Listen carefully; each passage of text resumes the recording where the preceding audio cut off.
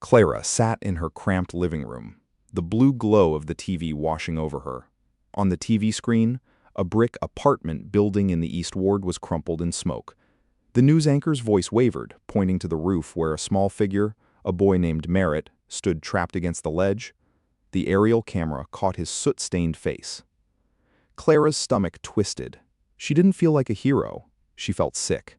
Her hands shook as she focused on the flashing red lights on the screen, trying to lock onto the geometry of the brick chimney behind him. The transition tasted like copper.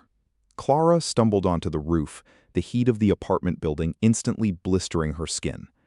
Merritt was screaming, his eyes wide with terror, not at the fire, but at her sudden, impossible appearance. "Hold on," she choked out, her voice cracking. She lunged, grabbing the boy, her fingers digging into his damp coat. Before he could pull away, she pulled them both into the void. They tumbled into the wet gravel of an alley behind the structure. Merritt was crying while Clara lay panting. Behind the damp brick of the alley, the boy Merritt broke from Clara's grip, his chest heaving with soot-choked gasps.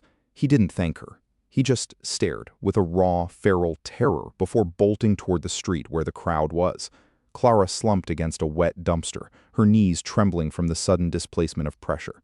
The roar of the crowd surged, not in celebration, but in a fractured, chaotic din of suspicion and demands. They wanted answers he couldn't give. The vibrations of Clara's cheap cell phone against her damp palm felt like small electric shocks. She pressed it to her ear, stepping deeper into the alley's shadows, away from the sirens. "Clara?"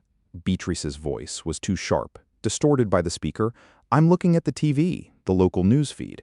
There's a camera panning the crowd near that apartment fire. Clara, tell me that isn't you. What is going on?" Clara swallowed. It's just a crowd, Bea. I'm just walking." "You're shaking?" Beatrice said. "I can hear it." Leaving the shadow of the dumpster, Clara didn't walk. She simply ceased to be there, materializing instantly in Beatrice's cramped living room. The blue glow of the TV washed over Beatrice's pale face as she watched the live news feed of the fire. Beatrice gasped, dropping her phone onto the carpet. You were just," Beatrice stammered, looking from the screen to her sister. Clara crossed her arms, staring at her own shoes. "The traffic was bad. I took a shortcut." "Clara, that's impossible." "It's just a thing I do now," Clara muttered, avoiding Beatrice's eyes. "Don't make it a whole thing."